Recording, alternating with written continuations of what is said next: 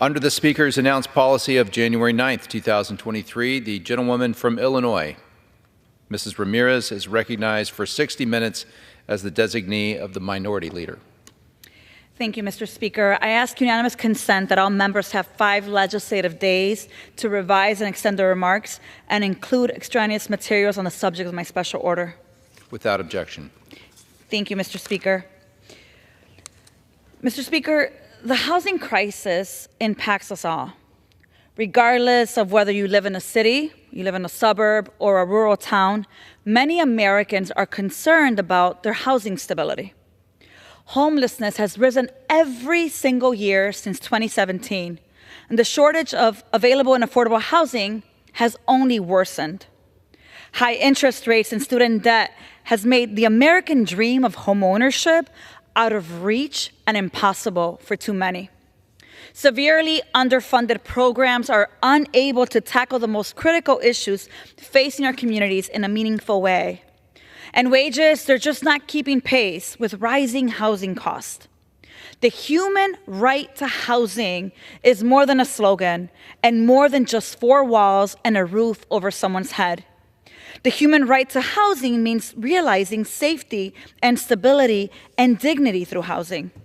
And that is why today I'm convening tonight's special order hour for the Congressional Progressive Caucus, so that I, along with my colleagues, can talk to you about the housing challenges facing American households and the progressive solutions we can champion to address this issue.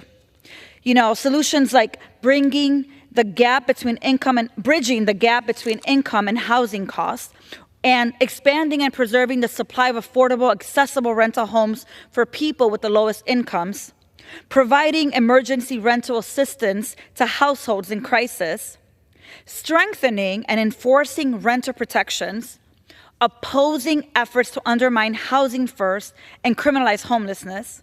Safe, affordable, dignified housing, I know, is the foundation on which so much of our quality of life and our economic security is built. I hear often that housing is just too hard to tackle at the federal level. But if we want to realize housing for all as a human right, we have to challenge ourselves to move beyond traditional approaches and embrace creativity and innovation. To get us started, I would like to yield to the gentle lady from California, Ms. Porter.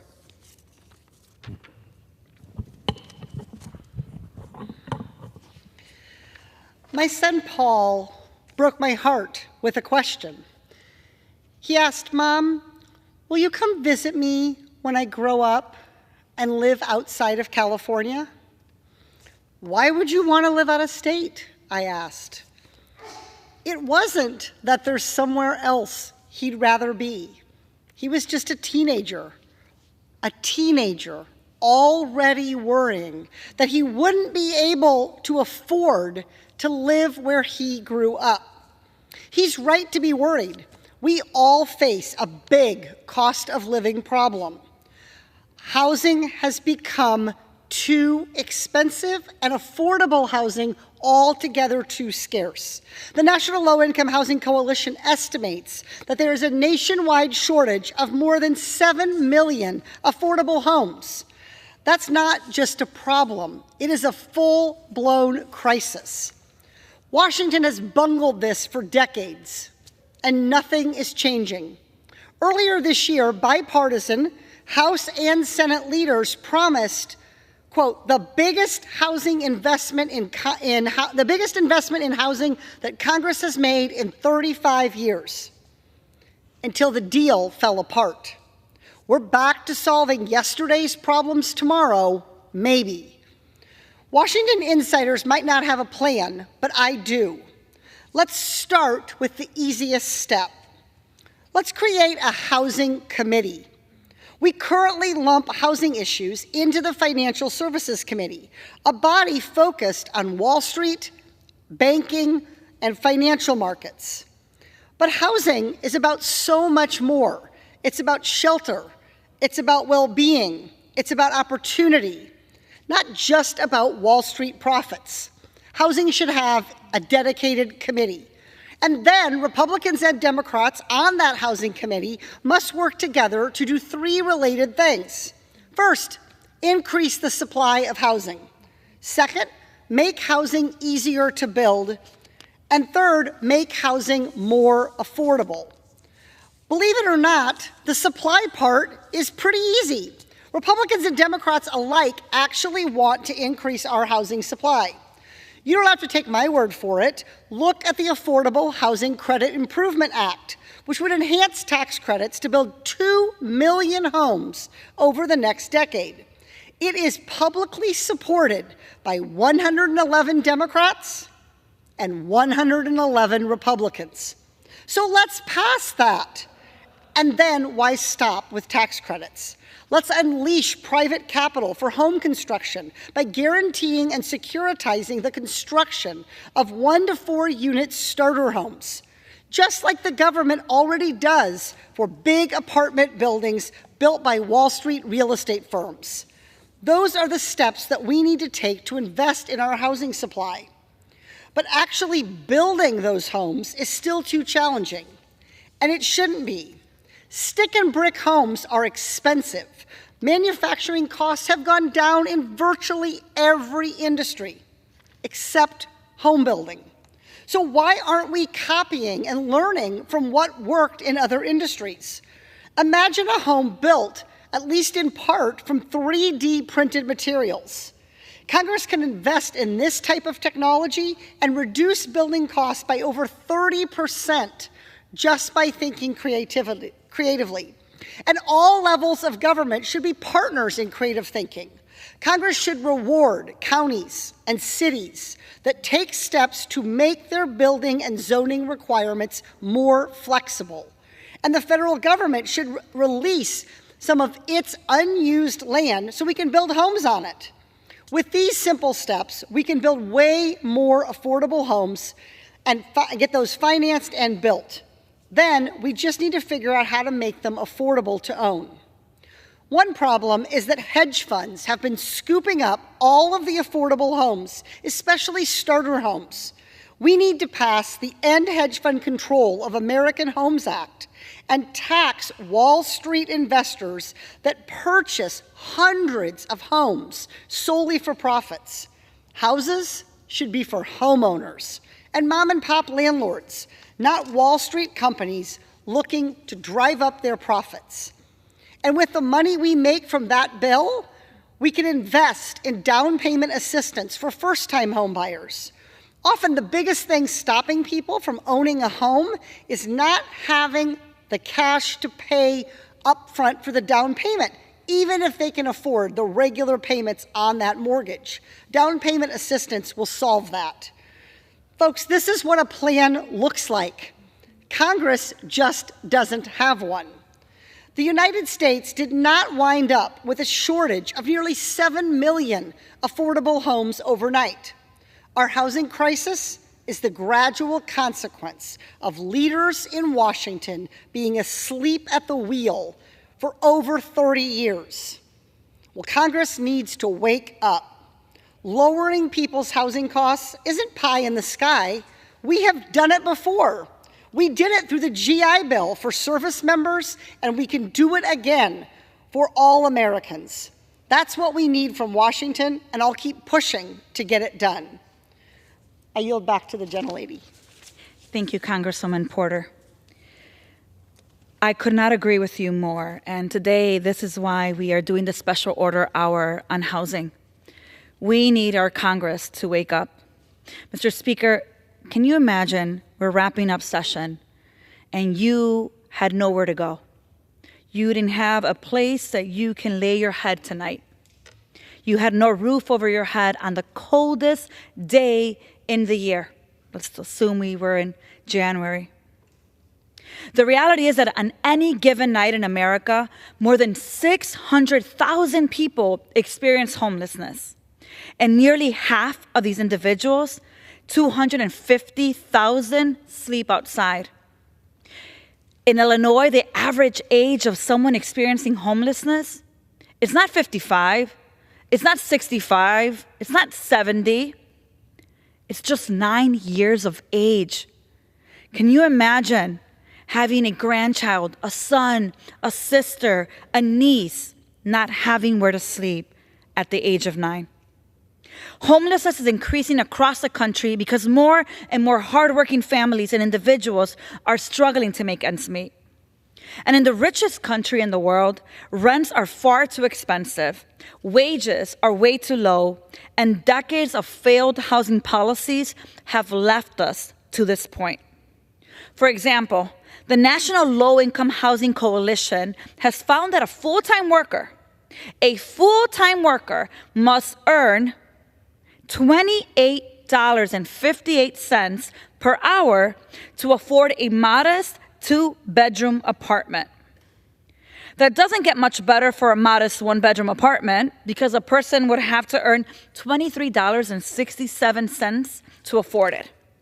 To put that in perspective, Mr. Speaker, a worker earning the minimum wage in this country would have to work 104 hours a week, which adds up to more than 2.5 full-time jobs. That is unacceptable. And to think that in less than a week, one of the most important housing cases in a generation, the Johnson versus Grants Pass, will be argued before the Supreme Court. Johnson v. Grants Pass essentially asked the court whether cities can punish unhoused people for covering themselves with a blanket, even in the absence of shelter. This is where we are as a nation. We are willing to consider criminalizing a woman with a 9-year-old child, a person experiencing homelessness, a veteran experiencing homelessness, when there's no shelter and they just want to cover themselves with a blanket. Luckily, the district court and the Court of Appeals have held that criminalizing homelessness violates the 8th Amendment to the Constitution, which establishes the right to be free from excessive bail, excessive fines, and cruel and unusual punishment. If the Supreme Court upholds the current decision, jurisdictions across the country will no longer be able to criminalize people for existing when they have no place to go. But if the Supreme Court overturns the lower courts and rules in favor of Grants Pass, it will give cities and states permission to punish people who have nowhere else to go other than to sleep outside. Mr. Speaker, that is despicable, that there are those who would seek to punish our neighbors for simply trying to survive in an impossible situation. Regardless of the ruling, homelessness is persistent precisely because we're unwilling to act to solve the problem. And the solution is clear. Unhoused people need housing. Housing is the answer. Housing, not handcuffs. We must bridge the gap between incomes and housing costs. Build and preserve homes that are affordable to people with the lowest incomes. We must create permanent tools to prevent evictions and homelessness.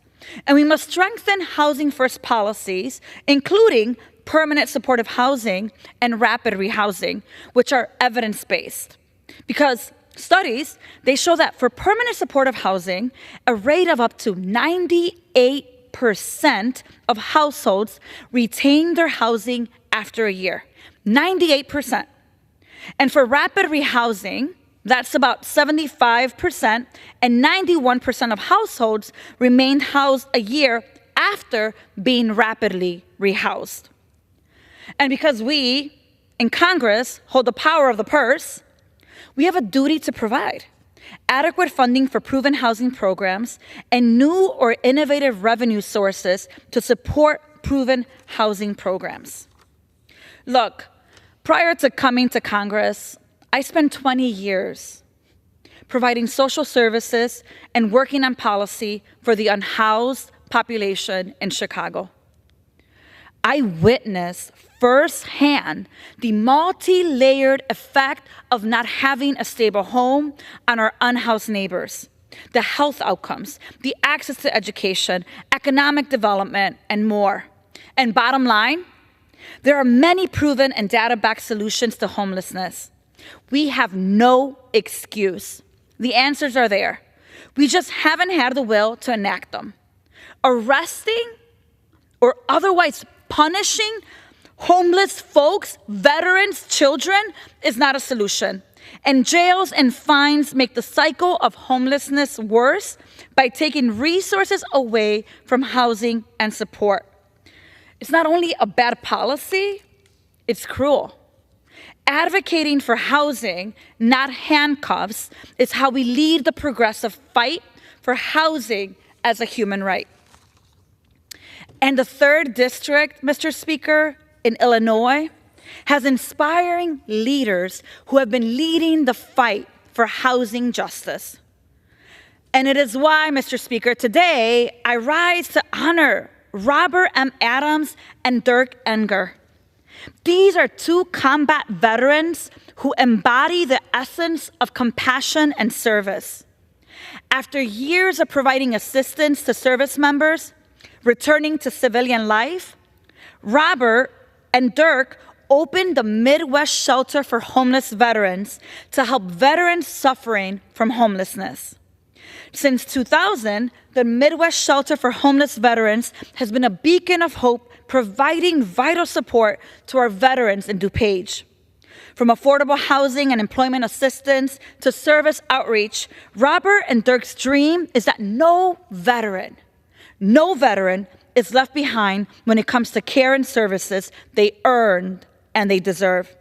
Their commitment to building a continuum of care for our veterans is truly inspiring. And on behalf of Illinois' 3rd Congressional District, it is my great honor to commend Robert M. Adams and Dirk Enger for their commitment to supporting our veterans and ensuring that they receive the care our nation promised them. Congratulations. And we can't talk about homelessness without talking about the high cost of housing. I mean, many of our constituents that I serve, nearly 40% in my district, they're renters. And in the Chicago portion of my district, we've seen rent go up 20%, in some cases, even higher. For decades, the United States has faced increasing housing costs and declining construction. In 2022, it is estimated that 12 million Americans are spending more than half of their income on rent and utilities. Now think about that. You get your income, you get your check, you've worked your 40, 50, 60 hours, and you look, and more than half of it is going to rent and utilities. And the rest of it, probably to a car payment, most likely to gas, student loans, credit cards. People are living paycheck to paycheck. And given what we've seen since COVID, reduced housing supply, increasing rents, supply chain issues, these statistics have only gotten worse. When I was tapped to represent the resilient and diverse communities of Illinois in the state legislature, I was clear. I'm going to fight like hell to prevent folks from losing their housing and falling into homelessness. And during the peak of the COVID-19 pandemic, I passed an expansive housing bill that included eviction moratoriums and rental assistance. We, Speaker, need more programs and policies that make rent affordable for families. However, I know that staying housed is just one piece of the puzzle. Even if people are able to remain housed, high rent often forces people to choose between basic needs like keeping the lights on or purchasing their medication. I mean, people are having to choose between medication, paying for their light bill, or paying rent. And when people have to make these kind of choices, a cycle develops. What's that cycle, you'd ask? Debt, poor credit, predatory lending, and all of the distressing consequences when unaffordable housing creates financial hardships for our families. That is why it's more important than ever that we continue to make housing more affordable while we also address predatory practices. We have to expand the use of tools like alternative credit scores that factor in rent and utility payments, and we have to regulate fees like late credit card fees. I was so encouraged to hear that last month the Consumer Financial Protection Bureau, CFPB, they finalized a rule to cut excessive credit card late fees that cost American families more than $14 billion a year. By reducing the typical fee from $32 down to $8, more than 45 million people will experience an average savings of, are you ready? $220 per year. Consumer protections are part of how we help families navigate financial security in the face of housing stability. But we also have to recognize the important role that Fair Housing Act plays in protecting tenants and prospective homebuyers from housing discrimination and predatory landlords. 2024 marks the 56th anniversary of the passage of the Federal Fair Housing Act. And today, serving in this Congress, it seems almost impossible that people can come together to set a national policy of fair housing that bars discrimination based on race, color, religion, national origin, gender, familial status, or disability. But we did. And the need is greater than ever. According to the National Fair Housing Alliance's 2023 Fair Housing Trends Report, there were 33,007 fair housing complaints received in 2022, the highest number of complaints ever reported in a single year. And overall complaints were 5.7% higher than the previous year. And complaints based on source of income and domestic violence significantly increased. So while this legislation is still relevant 56 years later, I would argue it could use an update.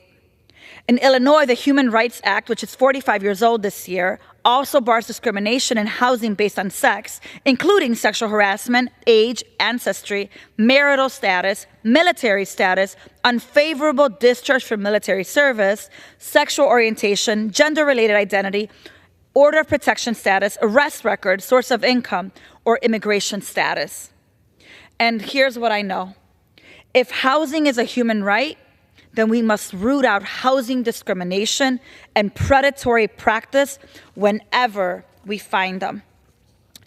To hear a little bit more of this housing work across the country and what must be done, I would like to yield to the gentleman from New York, Mr. Bowman.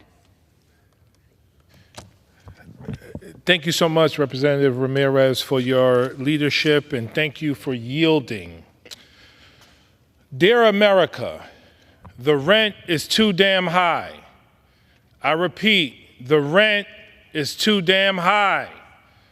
It remains too damn high for the majority of Americans. We believe very strongly that housing is a human right. Every single person in our country should have access to affordable housing. Housing that is truly affordable.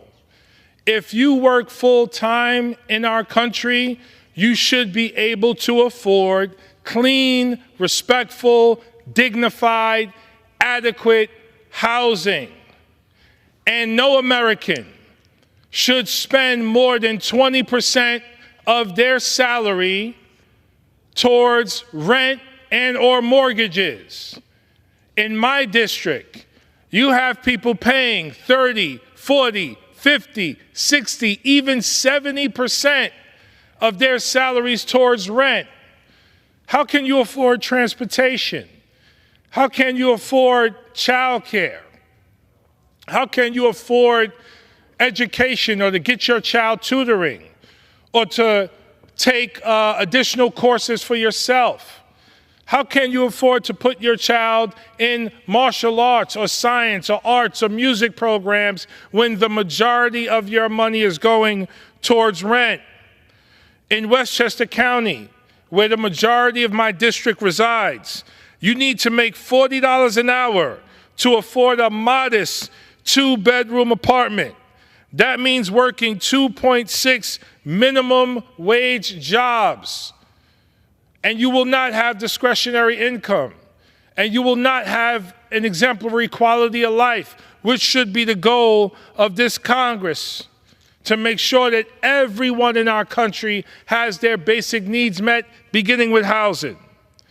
President Biden recently announced a rent cap in properties that use the low-income housing tax credit.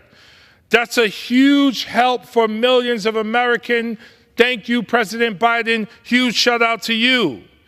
But we need for the president to go further and regulate rent across the country. He should use his authority to cap rent at any property with a federally backed mortgage, which Senator Warren and myself have joined tenant leaders in proposing. I want to give a huge shout out to Community Voices Heard, who are organizing for tenants in Yonkers, in the Bronx, and all throughout Westchester County. I want to give a huge shout out to Evelyn Santiago, who's organizing in White Plains tenants and throughout Westchester County.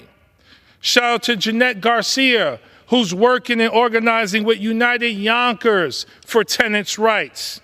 As development goes up, we have to make sure rent remains truly affordable for the working class.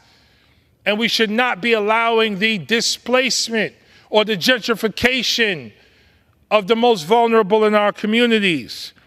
Huge shout out to West Hab. We've worked very closely with them to give them millions of dollars to build and sustain affordable housing for seniors and others in Yonkers and in places all over the county and the district. We need a Green New Deal for public housing. We have to rebuild our public housing stock. The federal government has disinvested in public housing for decades.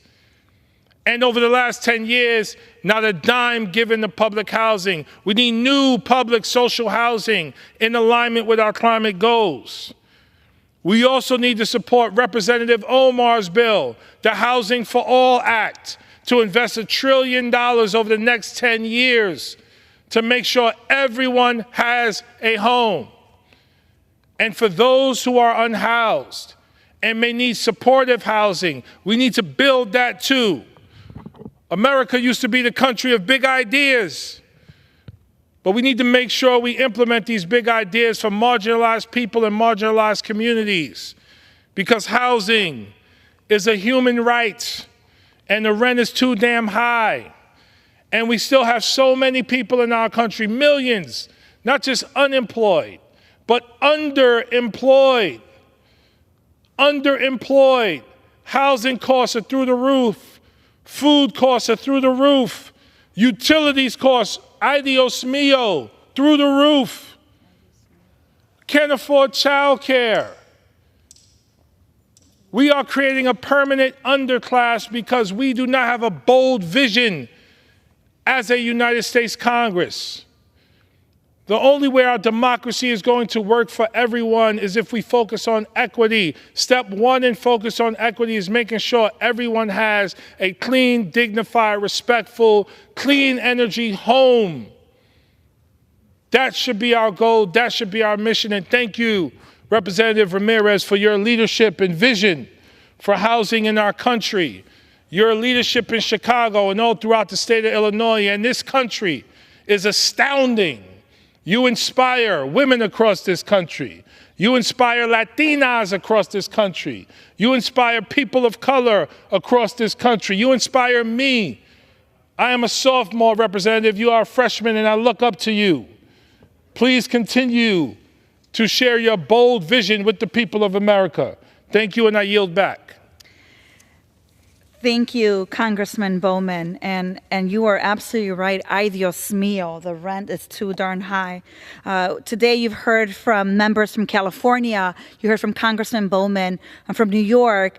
And now I want to yield to the gentle lady from Minnesota, Ms. Ilhan Omar. Mashallah to Representative Jamal Bowman for that incredible speech and for giving a shout out to My Homes for All Act. I want to thank Representative Ramirez for yielding and for bringing all of us together to be able to advocate for housing. In the richest nation on earth, it is a moral failure that we have a housing crisis. But moral victories are not just words. we don't address moral victories, not just by words, but by urgent action and bold policies. Fortunately, our localities are stepping up with sensible housing reforms and are creating development models. In Minneapolis, our public housing authority just unveiled its largest development in decades. The Minneapolis Housing Authority created 84 new units that are deeply affordable family housing across Minneapolis using innovative model construction approach that cut development time by 30%. In Montgomery County, Maryland, local leaders created their own version of affordable housing development by setting up a revolving loan fund to develop dense mixed-income, municipally owned housing. Now their public development model is being replicated in other counties across the country. These local initiatives are vital to strengthening housing affordability, but they need more support. The solution to our housing shortage cannot be piecemealed. It demands a combination of local initiatives and bold federal leadership. Congress cannot sit on the sidelines. We have the responsibility and the capacity to solve this crisis. We can start by authorizing significant federal funding and public financing options for true public and social housing. This is why I am reintroducing the Homes for All Act to transform what housing could look like in the United States, rooted in the right reforms and policies. It repeals the Faircloth Amendment, allowing public housing authorities to build more housing on a massive scale like we once did in times of great need. To ensure federal disinvestment and neglect does not happen again, the bill also converts public housing operating and capital expenses into mandatory spending. It makes historic investments in our housing stock, building 8.5 million new public housing units and 3.5 million new private housing units for working families.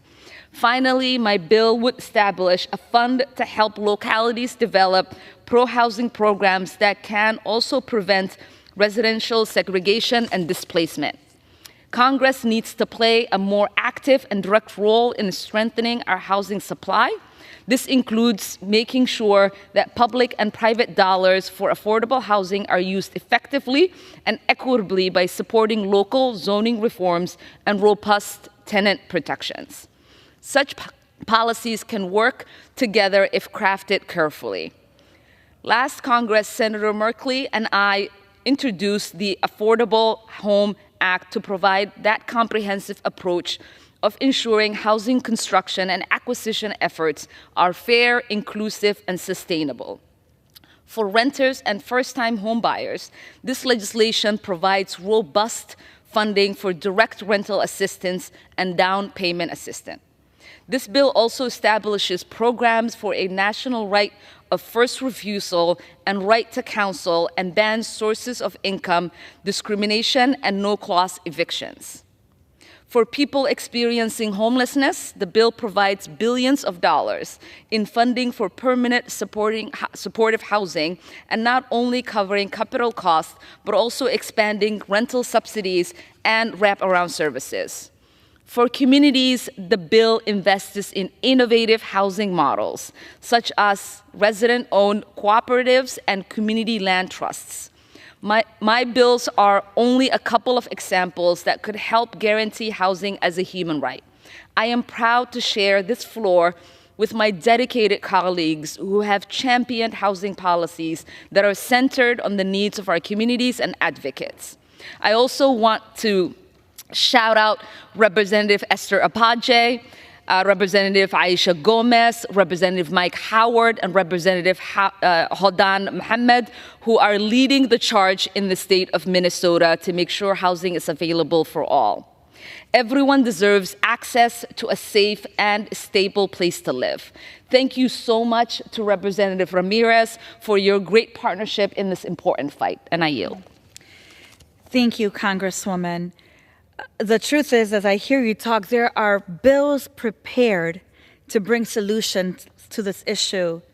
And what we need in Congress is the will, the courage to prioritize our communities. Thank you so much for your leadership.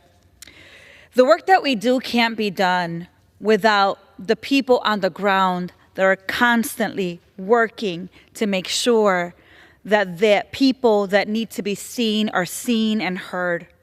These are leaders in our community that often are unsung heroes, but that do all of the work so that members of Congress like me could be here. And it's why I rise today to recognize my constituent, Catherine Serpa, who's a local organizer living her commitment to safe, to dignified, affordable housing. From Humboldt Park, Serpa is a resident of Chicago's Housing Authority's public housing, knowing firsthand the challenges families in Chicago and around the nation face when it comes to affordable housing. As president of the North Central Scattered Sites, she has worked tirelessly to organize her neighbors, including Section 8 voucher recipients, to protect their rights as tenants. Serving on the board of the Central Advisory Council, Catherine brings the voice, the perspective, and the concerns of the neighbors living in public housing to ensure that they are represented in the decisions that impact them daily. Her work has been central to ensuring public housing residents have clean, dignified, well-maintained homes, and a key voice in strengthening my legislation, the tenants' right to organize.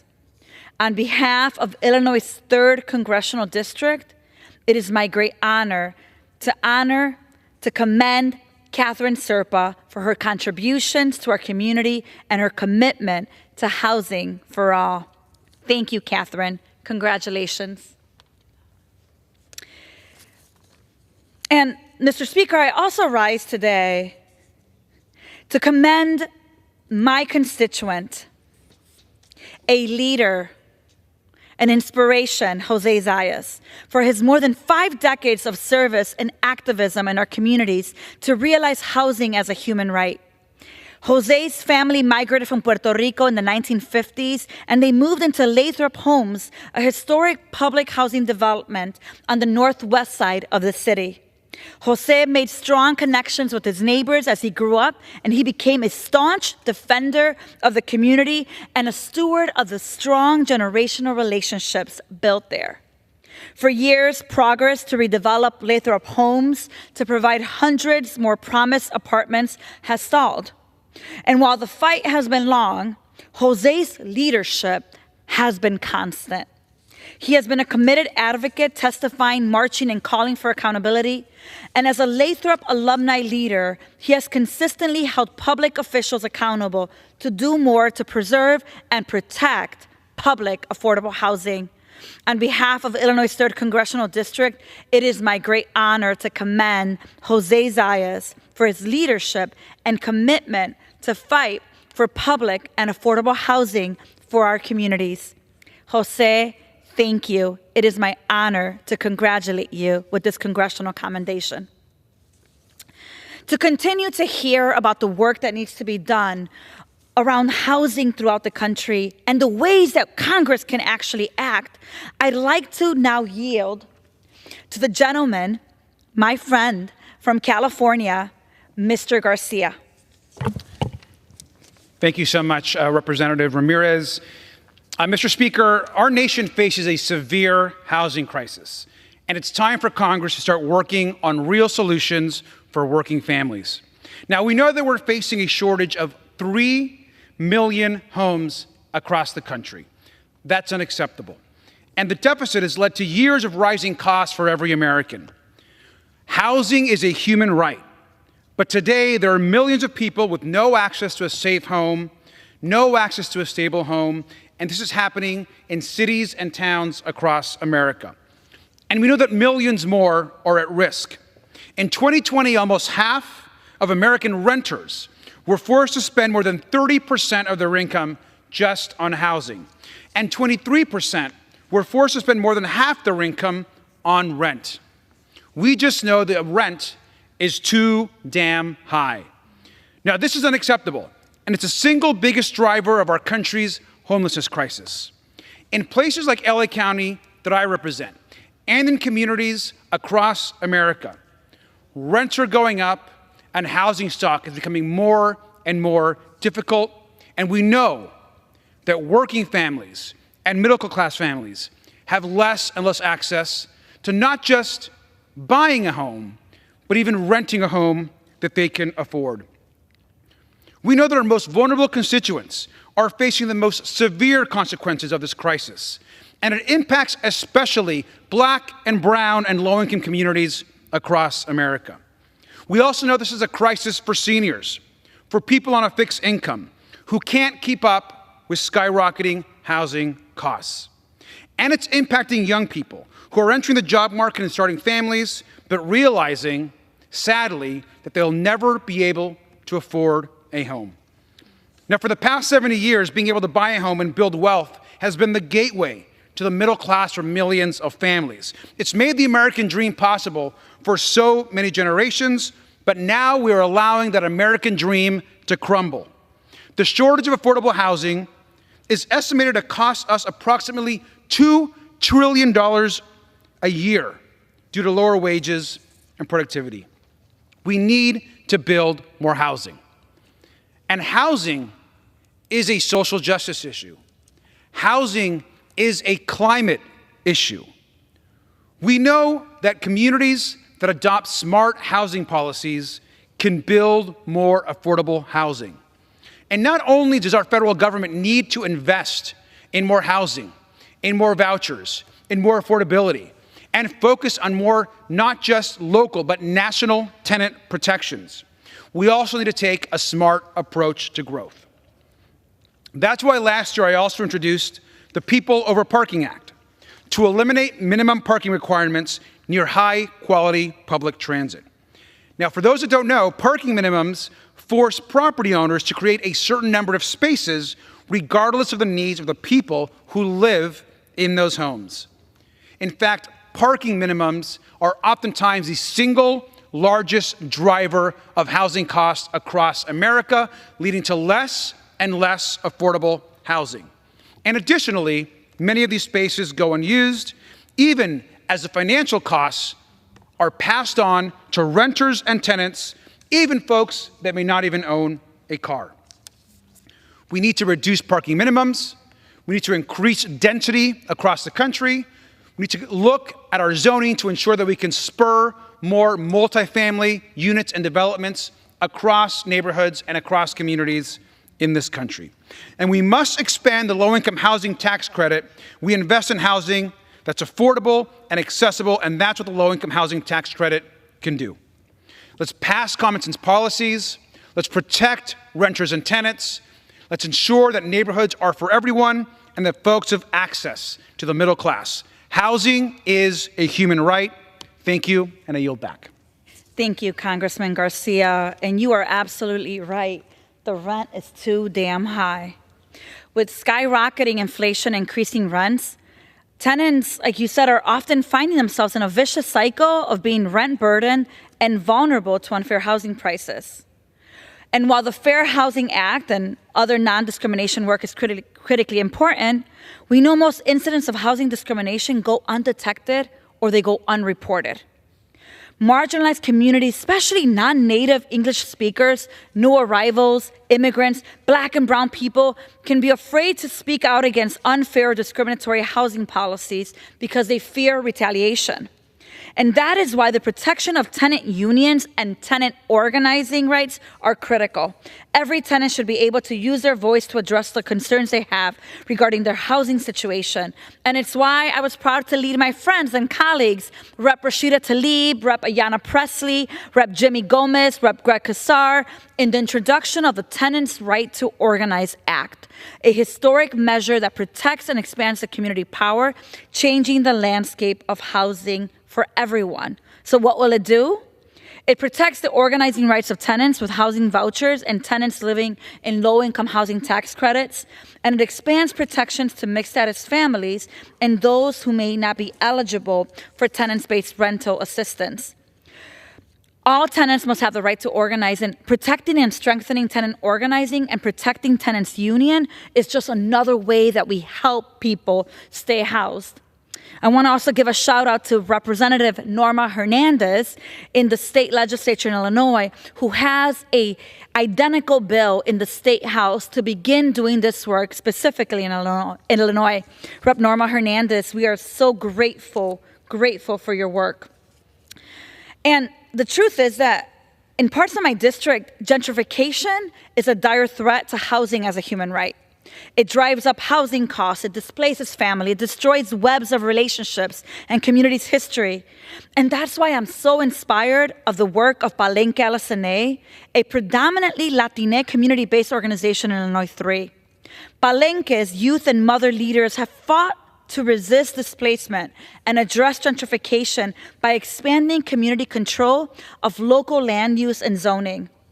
In much the same way that we protect renters and homeowners right at the federal level, I encourage us to be inspired by the work of the organizations like Palenque to encourage the models of the future that help us think beyond the status quo, community control, community land ownership, and collective financial models, because I know that those are the ways of the future. And as we think about our future, we have to reckon with the consequences of climate change on our collective housing stability.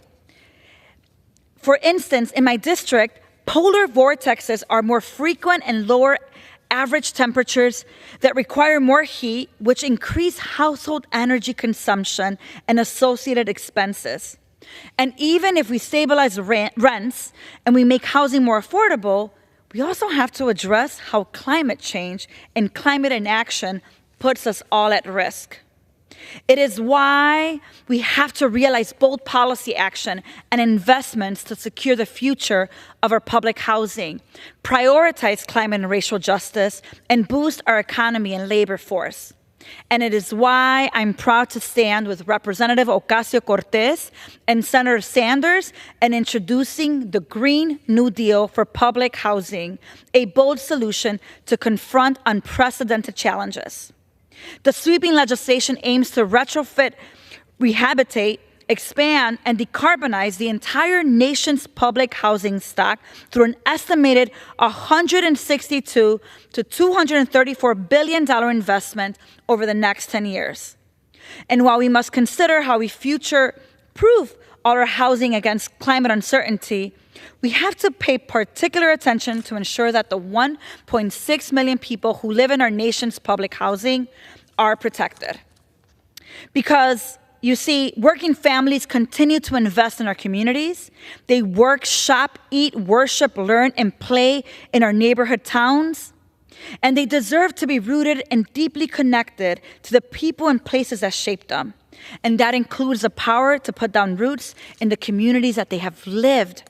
And that requires for us long-term affordability for long-term stability. And listen, the solutions we look for are already in our communities. From Humboldt Park to West Chicago, leaders and neighbors and organizations are working in solidarity to create affordable housing opportunities. And our role to expand and support their efforts with transformative investments and common sense legislation that prioritize our communities is how we lead the progressive fight for housing as a human right. And it is why I am so grateful for the leadership of people who have grown up in the community and continue to do the work to get us closer to housing as a human right. And it's why, Mr. Speaker, I rise today to recognize my constituent, Lisette Castañeda. She's an experienced and trailblazing voice for fair housing. From the Hermosa neighborhood, Lisette Castañeda has dedicated more than 15 years of her life to helping the members of our community find a place they can call home, to keep families safely housed, to fight for the creation of affordable housing and vibrant communities. And as the former executive director of Lucha, an affordable housing organization serving in my district, Lisette has uplifted the voices and the perspectives of longtime residents in our communities to fight for the housing and resources they need to thrive. In February, Lisette Castañeda made history by being appointed and confirmed as the very first ever Latina commissioner of the Department of Housing in Chicago's history. I've been honored to work with her for many years as we fight to maintain and expand affordable housing. I know that Commissioner Castañeda will serve our communities well, fighting tirelessly for all Chicagoans to have safe, to have dignified housing. And so on behalf of Illinois' 3rd Congressional District, it is my great honor to commend Lisette Castañeda for her visionary leadership and her service to our communities. Congratulations, Lisette. I also today rise, Mr. Speaker, to honor Sally Heyman and Dr. Ann Sheets, community activists for the preservation of affordable housing who exemplify the true spirit of solidarity. For more than a decade, Sally and Ann have been strong supporters of our community's fight for housing affordability and accessibility. And in a time where gentrification threatens to erode the fabric of our communities, they have demonstrated what solidarity and fraternity look like. To support the cause of affordable home ownership, Sally and Ann donated their house to a community land trust, the Here to Stay Community Land Trust, to ensure they remain affordable home options. How many people would donate their home so that another family can have the dream of owning a home? Through their actions and the Land Trust mission, longtime residents will now find access to affordable home ownership, ensuring that families with roots in Logan Square can continue to thrive and flourish in the neighborhood that they call home. On behalf of Illinois' 3rd Congressional District, it is my great honor to commend Dr. Ann Sheets and Sally Heyman for their decades of activism, solidarity, and actional commitment. Sally and Ann, you are a true inspiration for Congress. Congratulations.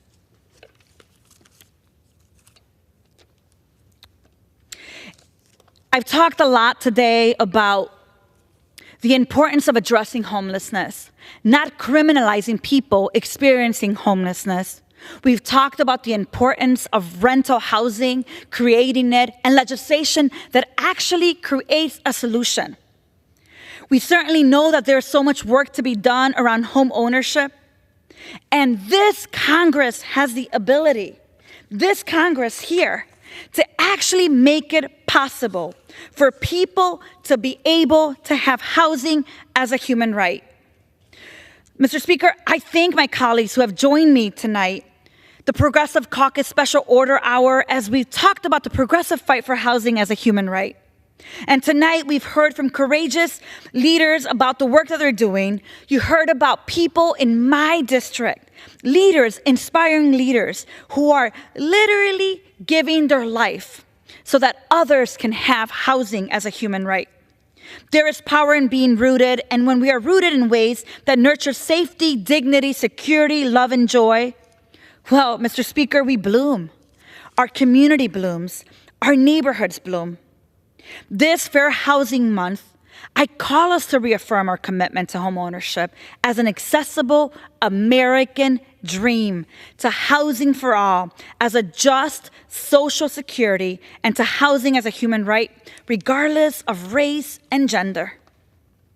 But before we wrap up, Mr. Speaker, I do want to take a moment to talk about a situation that is weighing very heavily in my heart.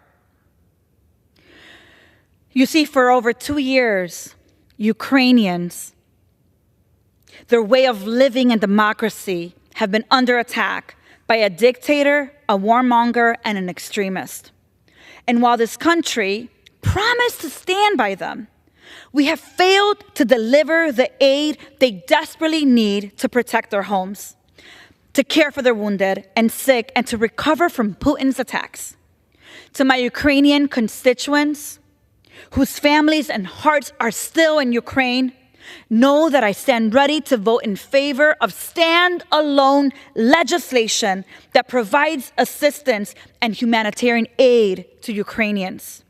I call on my colleagues to bring Ukrainian aid to the floor without conditioning support on the well-being of asylum seekers or the lives in Palestine or any other position pill.